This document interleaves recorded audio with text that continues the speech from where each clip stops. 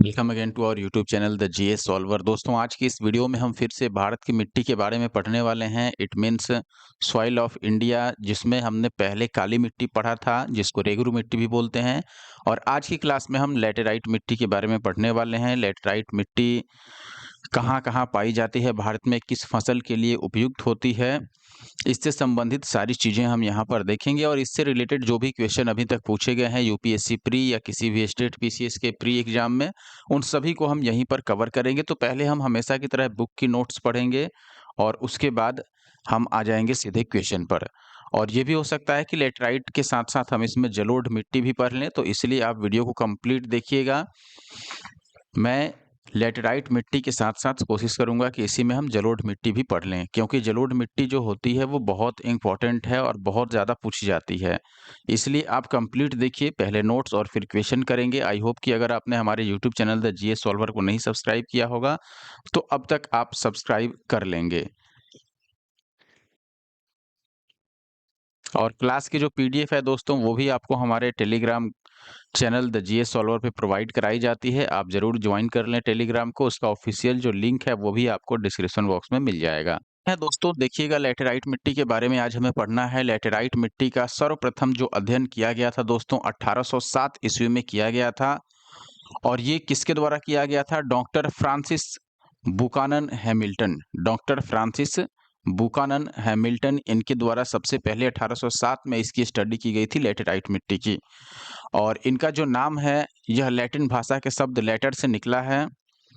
Laterite जो मिट्टी है, इसमें जो लैटेराइट इसका नाम रखा गया है, यह लैटिन भाषा का शब्द लैटर से बना हुआ है या उससे लिया गया है।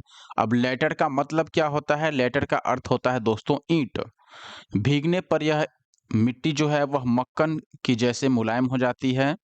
यानी कि लैटेराइट मिट्टी पर जब आप पानी डालिएगा वह भीगेगा, तो भीगने के बाद वह मक्खन के जैसे मुलायम होगा, लेकिन सूखने पर वह काफ़ी कड़ी और ढेलेदार हो जाती है। यानी भुरभुरी नहीं बन के वह ढेले जैसे टुकड़ों में बदल जाती है और काफ़ी कड़ी होती है। यह मानसून सदृश मौसमी वर्षा वाली उष्णकटिबंधीय जलवायु की विशिष्ट मिट्टी है। यानी मानसून के जैसा ही अगर कहीं मौसमी वर्षा वाला क्षेत्र है, जैसे उष्णकटिबंधीय जलवायु का क्षेत्र हुआ, तो वैसे जगहों पर यह विशेष रूप से पाई जाती है।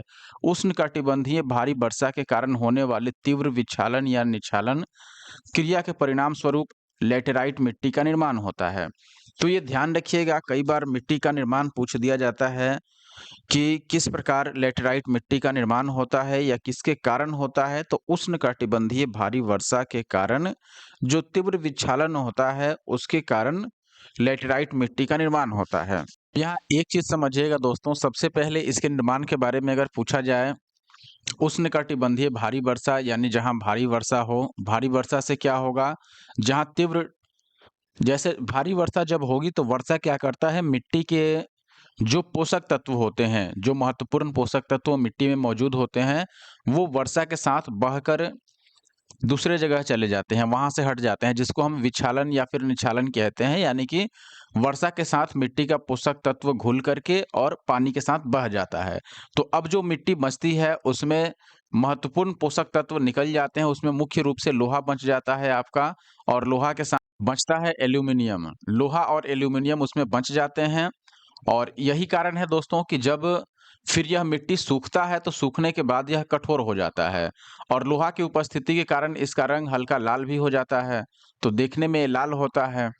ये आगे आपको देखने आप हमने पढ़ा था अभी, जैसे आप ऊपर देखेंगे यहाँ पर कि इसका लैटर का अर्थ ईंट है, और खासकर लैटेराइट मिट्टी ईंट बनाने में ही उपयोग की जाती है। कारण कि जब यह सूखती है तो बिल्कुल ढेले जैसी और कड़ी हो जाती है। और कड़ा होने का कारण क्या है? लोहा की उपस्थिति और एल्युमिनियम की उपस्थिति।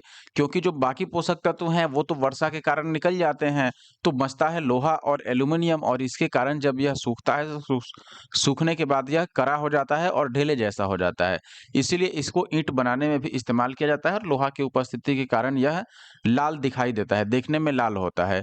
निर्माण प्रक्रिया आपने समझ गए, आप समझ गए, उष्णकटिबंधीय भारी वर्षा और इसके कारण होने वाला निक्षालन, यानी कि पोषक तत्वों को बहाकर दूसरी जगह ले जाना। अब इसके कारण लैटेराइट मिट्टी का निर्माण होता है। अब आप देखिएगा कि भारत में लैटेराइट मिट्टी का क्षेत्र कहाँ-कहाँ पर है। तो आप यहाँ पर देख सकते हैं, पूर्वी भारत में ये आपका नॉर्थ ईस्ट में ये है, देखने को मिलता है, जिसमें आपका ये असम का एरिया हो गया यहाँ पर। और इधर फिर देखिएगा तो उड़ीसा साइड में आपको देखने को मिल जाता है कुछ इसका क्षेत्रफल। बाकी साउथ इंडिया में है यहाँ पर, ये हो गया यहाँ से यहाँ तक, जिसमें महाराष्ट्र है, कर्नाटक का क्षेत्र है, केरल का कुछ हिस्सा है, इधर तमिलनाडु का कुछ हिस्सा है। तो ये सब एरिया है जहाँ पर ये पाया जाता है। देखिएगा दोस्तों, लैटेराइट मिट्टी जो है यह आर्द्र प्रदेशों की अपक्षालित मिट्टी है, जिनकी उर्वरता कम हो जाती है। मैंने बताया कि क्यों उर्वरता कम हो जाती है आपको, क्योंकि बारिश के पानी के कारण इसके जो मुख्य पोषक तत्व होते हैं वो बह के दूसरे जगह चले जाते हैं। और इस मिट्टी में लौह ऑक्साइड यानी कि लोहा और एल्युमिनियम का ऑक्साइड प्रचुर मात्रा में बच जाता है। परंतु देखिएगा नाइट्रोजन, फास्फोरिक अम्ल, पोटास, चूना, कार्बनिक तत्व, इन सब की कमी होती है। कारण है कि ये सब घुलकर निकल जाते हैं पानी के साथ। यह मिट्टी भारत में केरल, पूर्वी तमिलनाडु के छोटे भाग में, फिर उड़ीसा, छोटा नागपुर पठार, झारखंड का इलाका, पूर्वोत्तर जो भारत है उसमें मेघालय के उत्तरी भाग तथा पश्चिमी घाट के पर्वतीय क्षेत्रों में पाई जाती है। यह मिट्टी भारत में लगभग 2.48 लाख वर्ग किलोमीटर क्षेत्र पर फैली हुई है। तो ये इसका क्षेत्रफल हुआ। अगर आपसे पूछा जाए कि भारत में लैटेराइट मिट्टी कितने भाग पर फैली है, तो ये हो जाएगा 2.48 लाख वर्ग किलोमीटर क्षेत्रफल। फिर देखिएगा इसका विस्तार जो है वह सबसे अधिक केरल राज्य में मालाबार तटीय प्रदेश में है, और फिर इसके बाद महाराष्ट्र में है। लैटेराइट मिट्टी के रासायनिक संगठन और ऊंचाई में सामान्य संबंध पाया जाता है। यह मिट्टी निचले भागों की अपेक्षा ऊपरी भागों में अधिक अम्लीय होती है। यानी मैप की ये बात कर रहे हैं। निचले भाग का मतलब जैसे केरल में जो लैटेराइट मिट्टी होगा उसकी अपेक्षा उसके ऊपर यानी महाराष्ट्र में जो होगा लैटेराइट मिट्टी जो होगी उसकी अम्लीयता केरल वाले से अधिक होगी, भले ही दोनों लैटेराइट मिट्टी ही है। तो ये कहने का मतलब है यहाँ पर। तो अब हम आगे बढ़ते हैं और सीधे प्रश्न पर आ जाते हैं। और पहले प्रश्न देखिए दोस्तों, भारत की लैटेराइट मिट्टियों के बारे में निम्नलिखित में से कौन सा कथन सही है, ये बताना है। वे साधारण लाल रंग की होती है। ये तो मैंने बताया ही था कि लाल रंग की होती है, क्या कारण है कि उसमें लोहा का मात्रा अधिक होता है। वे नाइट्रोजन और पोटास में समृद्ध होती है। देखिए नाइट्रोजन और पोटास दोनों, जो पोटास है ये दोनों ही बहकर निकल जाता है, उसमें बस लोहा और एल्युमिनियम बचता है। इनका राजस्थान और यूपी में अच्छा विकास हुआ है। राजस्थान और यूपी में ये पाई ही नहीं जाती हैं।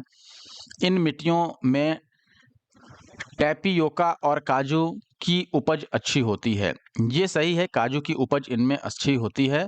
और लाल रंग वाला यानी कि पहला और आखिरी कथन सही है, तो हम बोलेंगे ऑप्शन सी सही उत्तर है। देखिएगा यहाँ पर लैटेराइट मिट्टी का लाल रंग लोहे के ऑक्साइड की उपस्थिति के कारण होता है। यह मिट्टी सामान्यतः लोहा और एल्युमिनियम में समृद्ध होती है, जबकि इसमें नाइट्रोजन, पोटास, चूना, जैविक पदार्थों की कमी होती है। इस मृदा का सर्वाधिक विकास जो है वह केरल, महाराष्ट्र, मेघालय इत्यादि स्थानों पर हुआ है, और वहाँ ये अत्यधिक पाया जाता है। यह प्रायः कम उर्वरता वाली मिट्टी है, किंतु उर्वरकों के प्रयोग से इनमें कपास, चावल, रागी, गन्ना, दाल, चाय, कहवा, टैपियोका और काजू इत्यादि की कृषि की जाती है। अगला प्रश्न देखिएगा दोस्तों, यहाँ आपसे पूछा गया है निम्न में से कौन सा कथन लैटेराइट मिट्टी के बारे में सही है। सबसे पहला है लैटेराइट मृदा जो है यह उच्च ताप और भारी वर्षा वाले क्षेत्रों में विकसित होती है। बिल्कुल सही है, क्योंकि वर्षा के कारण इसके पोषक तत्व घुलकर निकल जाते हैं और फिर उच्च ताप के कारण यह कड़ा हो जाता है। तो ये मैंने पढ़ाया था पहले ही आपको। तो यहाँ पर निश्चित तौर पर पहला कथन सही है। दूसरा है लैटेराइट मिट्टी ह्यूमस में समृद्ध होती है और पश्चिम बंगाल, असम और उड़ीसा में पाई जाती है। देखिए पश्चिम बंगाल, असम और उड़ीसा यहाँ पाई जाती है कि नहीं, ये बात तो बाद का है। पहले कह रहा है कि इसमें ह्यूमस यानी जैविक जो उर्वरक होता है वो काफी अधिक होता है, जबकि हमने पढ़ा था इसमें जैविक उर्वरक की कमी होती है और यह कम उपजाऊ होती है, इसमें बस लोहा और एल्युमिनियम बचता है। इस हिसाब से केवल पहला ही सही है। केवल पहला सही था, उस हिसाब से ऑप्शन डी सही हो जाएगा निश्चित तौर पर। अब आप देखिएगा यहाँ पर लैटेराइट मिट्टी जो है यह मानसून जैसा मौसमी वर्षा वाले उष्णकटिबंधीय जलवायु की विशिष्ट मृदा है। ऐसे मौसम जहाँ पर मौजूद होते हैं, उष्णकटिबंधीय भारी वर्षा के कारण होने वाली तीव्र उपक्षालन यानी कि निक्षालन क्रिया के परिणाम स्वरूप लैटेराइट मिट्टी का निर्माण होता है और इसमें मिट्टी की जो उर्वरता होती है वह काफ़ी कम होती है, अर्थात इनमें ह्यूमस की कमी होती है। यह मिट्टी केरल, पूर्वी तमिलनाडु, उड़ीसा, मेघालय, छोटा नागपुर, पठार इत्यादि क्षेत्रों में पाई जाती है। तो ध्यान रखिएगा, मेघालय है यहाँ पर, लेकिन यहाँ पर शायद मैप में हमने असम मैंने आपको बताया था, लेकिन ध्यान दीजिएगा जैसे ये पूर्वी क्षेत्र में ये जो क्षेत्र है आपका सबसे ऊपर वाला, ये अरुणाचल का हिस्सा है। इसके ठीक नीचे आता है असम का हिस्सा, तो ये असम हुआ। और यहाँ पर जो ब्लैक किया गया है ये मेघालय का हिस्सा है, ठीक है? ये वाला, ये मेघालय है। तो अरुणाचल में नहीं पाया जाता है लैटेराइट मिट्टी, ना ही असम में, मेघालय में यह पाया जाता है इधर। तो मेघालय याद रखना है, बाकी यहाँ पर आपका देख सकते हैं क्षेत्र, ये तमिलनाडु हो गया, इधर आपका कर्नाटक है और केरल है। अगला प्रश्न देखिए, निम्नलिखित कथनों में से लैटेराइट मिट्टी के विषय में कौन सा कथन सही है? यह मिट्टी उच्च तापमान और भारी वर्षा वाले क्षेत्र में होती है, बिल्कुल सही है।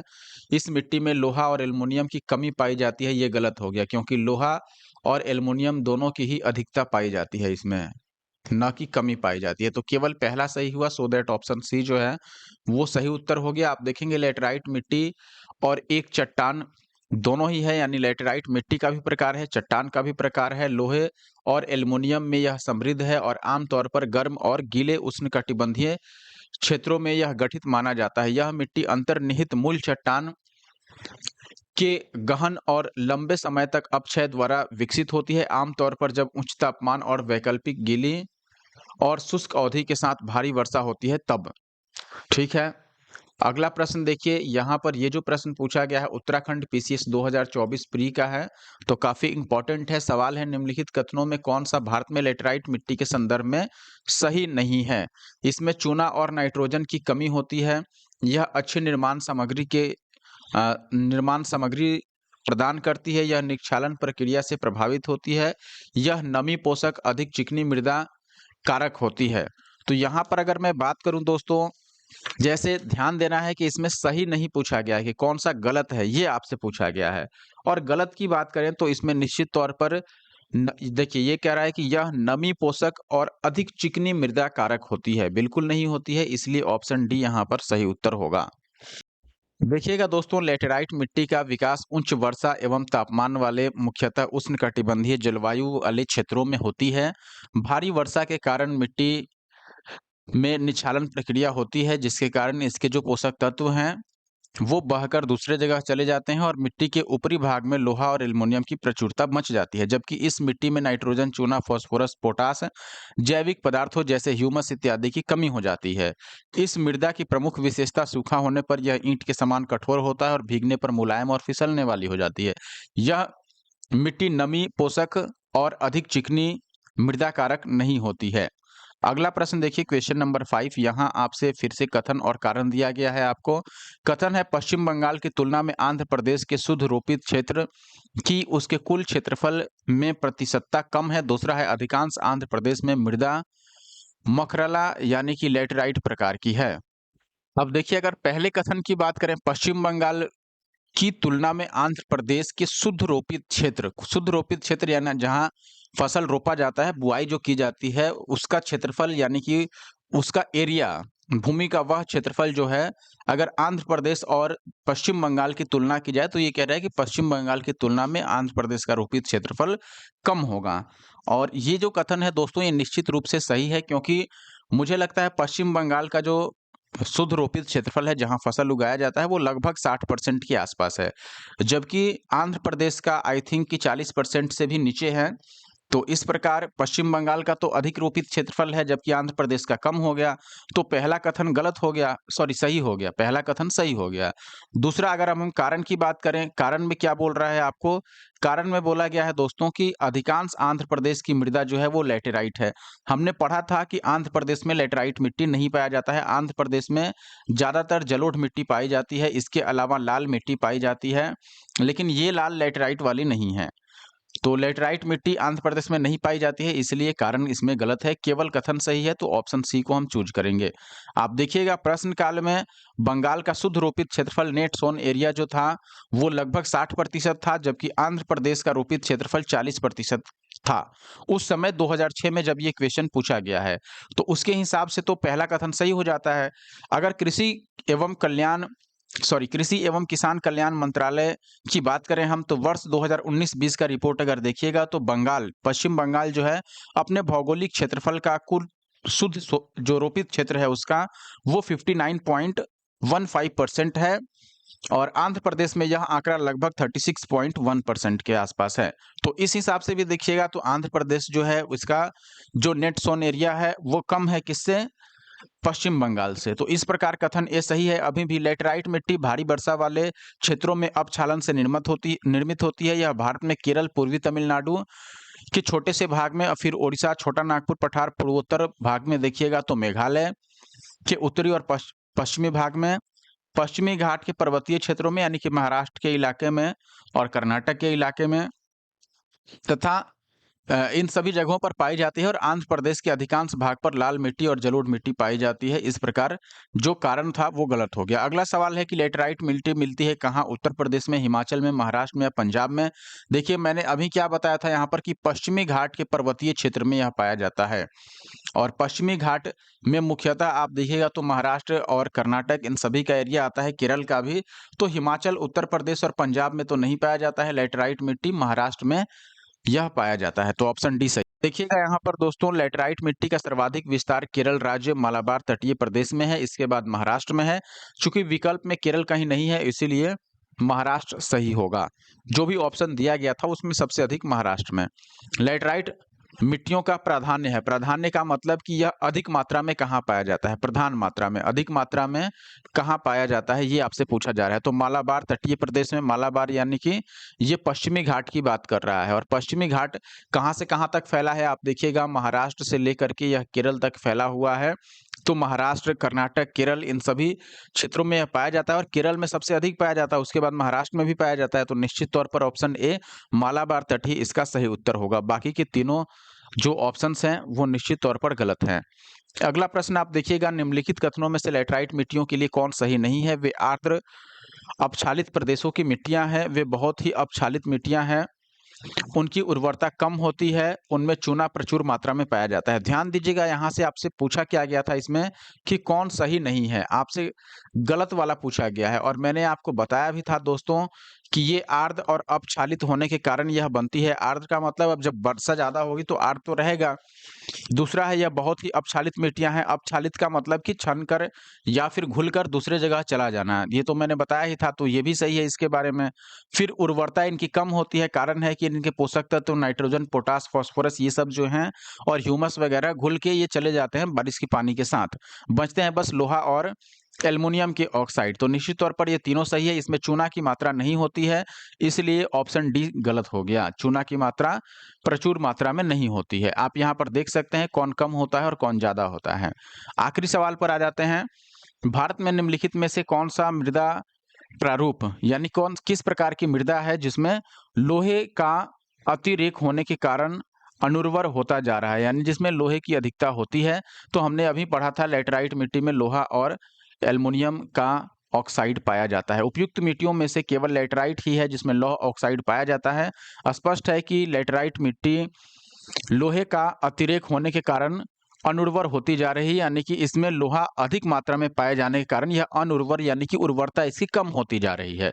अनुर्वर का मतलब हुआ उर्वर का, यानी कि आप समझिए कि जिसमें उपज कम होगी, कम उपज होती जा रही है, कम उपज वाली ये जमीन बनते जा रही है, ये याद रखना है। इसके बाद अगला टॉपिक है अपने पास दोमट या फिर जलोढ़ मिट्टी। तो इसके बारे में अब हम नेक्स्ट वीडियो में पढ़ेंगे। इसमें इतना ही छोटा वीडियो होगा तो आपको भी देखने में आसान है, आप जल्दी से देखकर 2 बार रिवाइज भी कर सकते हैं। और अगली वीडियो के लिए इंतजार कीजिए, जल्द ही आपको मिलेगा हमारे YouTube channel the GS solver पे। और अगर अभी तक आपने सब्सक्राइब नहीं किया है तो इसे सब्सक्राइब जरूर कर लें ऐसे और वीडियो देखने के लिए। क्लास की पीडीएफ भी आपको वहीं पर मिल जाएगी, तो वीडियो को लाइक और कमेंट करके जाइए और नेक्स्ट वीडियो को देखने के लिए भी जरूर आइए।